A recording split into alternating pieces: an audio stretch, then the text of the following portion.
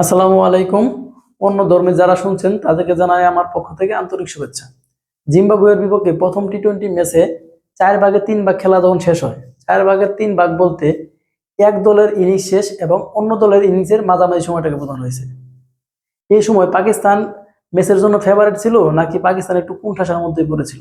ধরেন, পাকিস্তান আগে ব্যাটিং করতে নেমে 165 রান তুলেছিল এবং জিম্বাবুয়ে 166 রানের টার্গেটে নেমে 10 ওভার শেষে 3 উইকেট হারিয়ে 85 রান তুলেছে।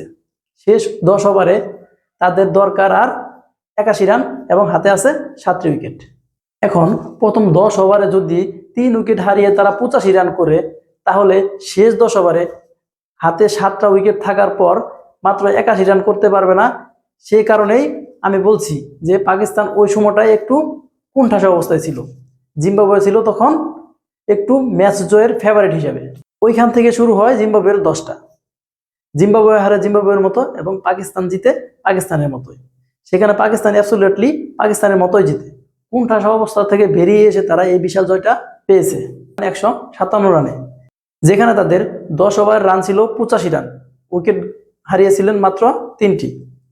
বাকি 10 ওভারে তাদের রান প্রয়োজন ছিল 81 এবং তাদের হাতে ছিল 7টি উইকেট। সেখান থেকে তারা 108 রানে অল আউট হয়ে গেলেন 16 নম্বর ওভারে এসে। এই যে প্রথম ম্যাচ জিতে সিরিজের 1-0 এগিয়ে গেল পাকিস্তান। আজকের এই ম্যাচের টার্নিং পয়েন্টটা কি ছিল বলে আপনার মনে হয়? শেষের এই 10 নামাটাকে আমি আসলে সেটাকে বলবো না, কারণ দেখুন, যে মাঠে খেলা হয়েছে সেখানে টি-20 ফার্স্ট ইনিংসের এভারেজ গড় ছিল 155 রান। সেখানে পাকিস্তান 10 রান বেশি করে তারা রান করেন 165। এখন এই যে 165 রান পিছনে যেসব কারণ আমরা ধরতে পারি, যেমন জিম্বাবুয়ের ফিল্ডারদের একটু বদান্যতা ছিল এবং ইউসুফের ক্যাচটা তারা ফার্স্ট ওভারেই ফেলে দেয়। তিনি হচ্ছে গিয়ে 13 বলে 16 রান করেছিলেন। তাতে বড় কোনো পানিশমেন্ট জিম্বাবুয়ে পাননি।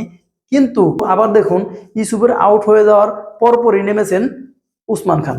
তিনি প্রথম বলটাতেই লাইভ পান এবং তিনি পানিশমেন্ট একটু ভালো করেই দিতেন।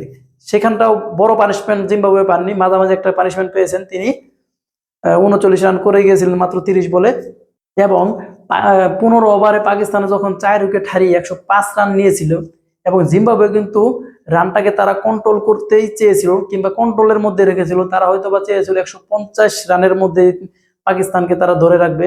পাকিস্তান সেখান থেকে শেষ 5 ওভারে একটা ব্যাটিং ঝড় তুলেছিলেন, সেটা দারুণ। 5 ওভারে তারা তুলে নেয় 60 রান।